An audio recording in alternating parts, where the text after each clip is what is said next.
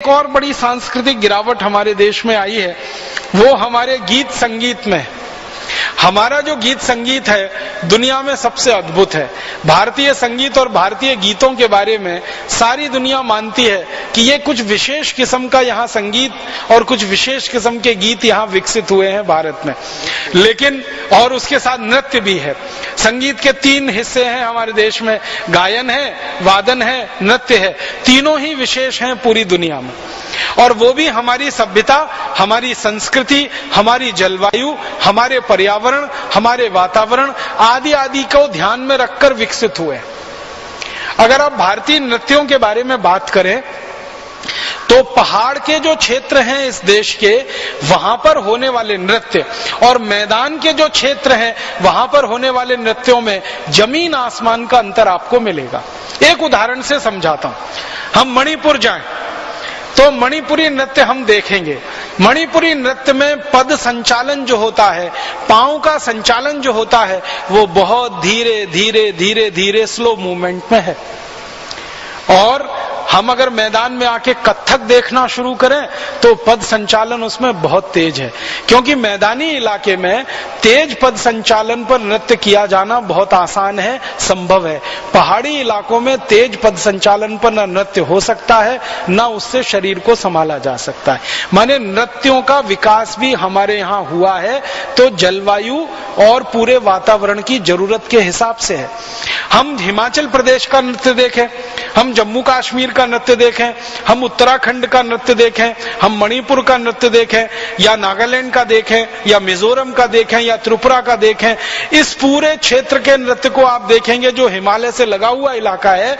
यहाँ के सभी नृत्यों में एक विशेषता है, पद संचालन बहुत धीमे है, क्योंकि पहाड़ वाले इलाके में होने वाले ये नृत्य हैं जहां पर ऑक्सीजन की पहले ही बहुत कमी होती है। इसलिए नृत्य ज्यादा तेज किए जाएंगे, ऑक्सीजन की और ज्यादा कमी होगी, शरीर के लिए भारी पड़ जाएगा, मुश्किल हो जाएगा। अब हम मैदानी इलाके में आते हैं, उत्तर प्रदेश में आते हैं, मध्य प्रदेश में आते हैं, महाराष्ट्र में आते हैं, तो यहाँ के नृत्यों को देखेंगे तो इन नृत्यों का पद संचालन बहुत तेज है, क्योंकि यहाँ ऑक्सीजन की कोई कमी नहीं है और श्वास को लेने में कोई मुश्किल नहीं है। तो नृत्यों का विकास जरूरत जलवायु के हिसाब से होता है। इसी तरह गीत और संगीत का भी विकास वैसे ही होता है, गायन और वादन का। हमारे पहाड़ के इलाके के जो गीत हैं और जो गाने हैं वो बहुत धीमे गाए जाने वाले हैं, जिनकी लय धीमी है और जिनकी ताल मध्य या मंद है। बाकी जो पहाड़ी इलाके से नीचे आप चले आएंगे मैदानी इलाके में, यहाँ के गीतों की गति बहुत तेज है, उनकी लय भी थोड़ी तेज है और उनका बाकी सब कुछ स्वर व्यंजना भी वैसी ही है। तो नृत्य हो, गीत हो, या गायन हो, वादन हो, संगीत हो, ये सब एक खास तरह से विकसित हुआ है इस देश में और हजारों साल की परंपरा में विकसित हुआ है। हमारे यहाँ जो संगीत है उसकी सबसे बड़ी विशेषता ये है, किसी भी बड़े कलाकार को मैंने जब पूछा आप गाते हैं तो क्यों गाते हैं, तो कहते हैं ईश्वर प्राप्ति के लिए। किसी को नाचते हुए देखा, आप कथक करते हैं, आप मणिपुरी करते हैं, आप भरतनाट्यम करते हैं, आप कुचिपुड़ी में जाते हैं, आप जो है किसी भी शैली का नृत्य कर रहे हैं, पूछो नृत्य करने वाले से क्यों कर रहे हैं, ईश्वर प्राप्ति के लिए। कोई गा रहा है ईश्वर प्राप्ति के लिए, कोई नाच रहा है ईश्वर प्राप्ति के लिए, कोई बजा रहा है ईश्वर प्राप्ति के लिए। बहुत बड़े संगीतकारों को जो वादन में इस देश में निपुण हैं, प्रवीण हैं, बांसुरी वादक हैं, वायलिन वादक हैं, सितार वादक हैं, सरोद वादक हैं, कई बार मैंने उनको पूछा तो वो एक ही उत्तर देते, ईश्वर प्राप्ति के लिए। मतलब गीत और संगीत हमारे यहाँ ईश्वर प्राप्ति का अभिन्न अंग है, भगवान को प्राप्त करने का अभिन्न अंग है, माने मोक्ष की तरफ ले जाने वाला सबसे अच्छा रास्ता माना जाता है। ये हमारे संगीत का आधार है।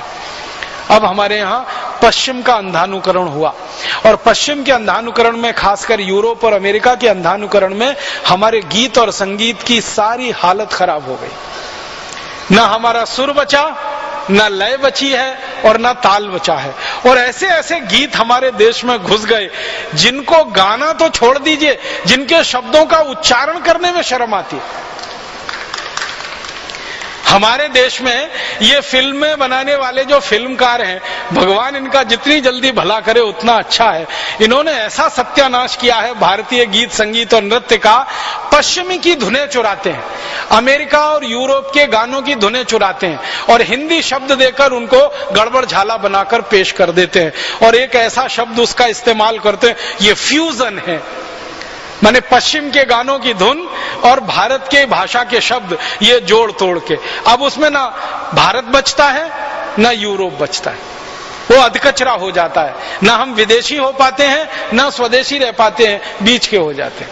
इतने रद्दी रद्दी गाने, रैप म्यूजिक, पॉप म्यूजिक, फिर ये फ्यूजन म्यूजिक और ऐसा म्यूजिक जो ना आपके समझ में ना आए ना मेरे समझ में आए, बस कान में लगाए उसको सिर हिलाते रहते, कुछ पता ही नहीं चलता, पल्ले ही नहीं पड़ता।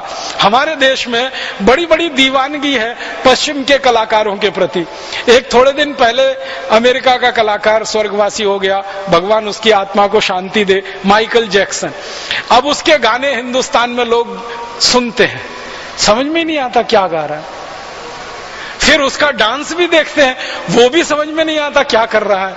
कभी कभी तो लगता है कि सर्कस की एक्सरसाइज उसके डांस से अच्छी है, लेकिन लोग पागल हैं, परेशान हैं, दीवाने हैं। वो संगीत भी समझ में नहीं आता क्योंकि वो उनका संगीत है, उनकी जरूरत के हिसाब से उन्होंने बनाया और विकसित किया है।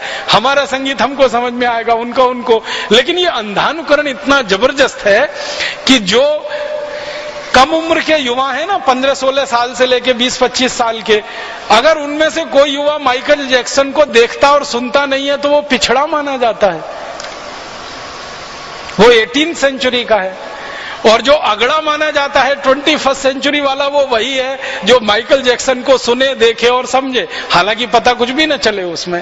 तो ऐसी मूर्खतापूर्ण चीजें हमने हमारे संगीत में कर डाली है, नाश मार दिया है।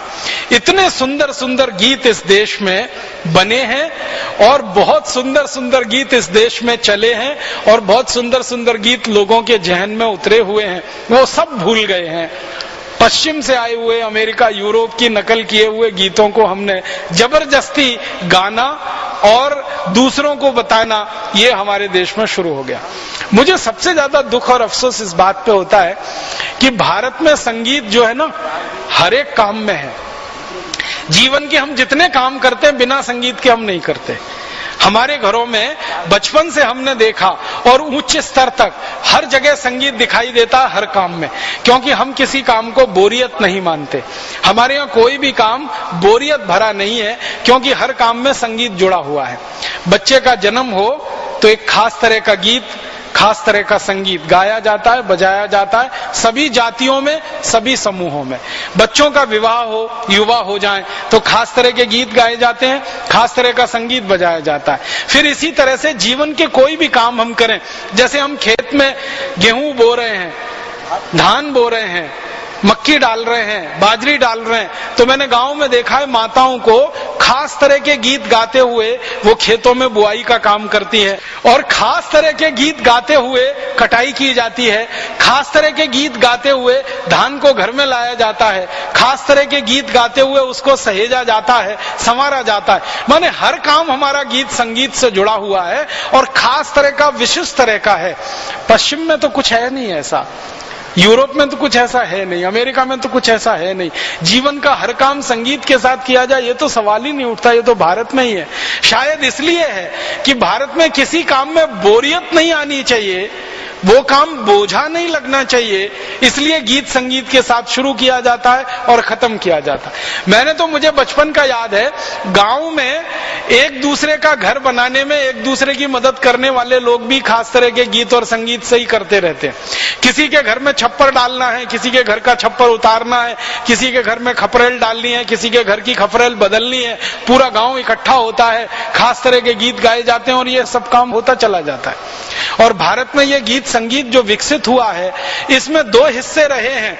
एक तो लोक व्यवहार में, जिसको हम लोक धुनों वाले गीत कहते हैं, लोक धुनों वाला संगीत कहते हैं, और एक शास्त्रीय पक्ष का है संगीत और गीत। ये शास्त्रीय पक्ष के जो संगीत और गीत के हिस्से हैं, इनमें राग हैं, रागनियां हैं, सैकड़ों किस्म के राग हैं, सैकड़ों किस्म की रागनियां हैं, और लोग उनको समझते हैं, जानते हैं, सीखते हैं, सिखाते हैं, सालों साल उसमें जिंदगी लगा देते हैं। कई ऐसे भारत में संगीत के कलाकार रहे हैं, 40-40 साल, 50-50 साल सीखते रहे, और उनको पूछा जाता है कितना सीखा, कहते हैं बहुत थोड़ा सा सीखा, अभी बहुत सीखना बाकी है। माने संगीत का इतना विशाल महासागर जिस देश में रहा हो, सैकड़ों किस्म के राग, सैकड़ों किस्म की रागनियां, सैकड़ों किस्म की ताने, सैकड़ों किस्म की धुनें, या बल्कि कहें तो हजारों किस्म की धुनें, हजारों किस्म की ताने, हर स्थानीय जाति समूह की अपनी धुन। अगर आप किसी बांसुरी वादक अपने भाई से को पहाड़ी धुन सुनाओ तो बिल्कुल अलग है वो बांसुरी पर, और मैदानी धुन सुनाओ तो वो बिल्कुल अलग है बांसुरी पर। सितार पर उनको कहो कि पहाड़ी धुन सुनाओ तो अलग है, बांसुरी पर धुन सुनाओ तो बिल्कुल अलग है। तो जब पहाड़ी धुन अलग है, मैदानी धुन अलग है, और उन धुनों के नीचे वर्गीकरण इतने ज्यादा हैं, इतना विशेष किस्म का संगीत और गीत जिस देश में विकसित हुआ हो, वहां के लोग ले दे के वो माइकल जैक्सन पर नाचे गाए, या माइकल जैक्सन जैसा बीथोवन, जॉर्ज जैसे संगीत पे नाचे गाए जो ना समझ में आता है, ना उसका ए पता है, ना जेड पता है, ना का पता है, ना खा पता है, बस हो रहा है तो कुछ हाथ पैर ऊपर नीचे कर लेना है, किसी तरह शरीर को इधर उधर हिला लेना है। वहां हम जाकर फंस गए हैं। ये हमारे गीत संगीत का बहुत जबरदस्त सांस्कृतिक अधःपतन है।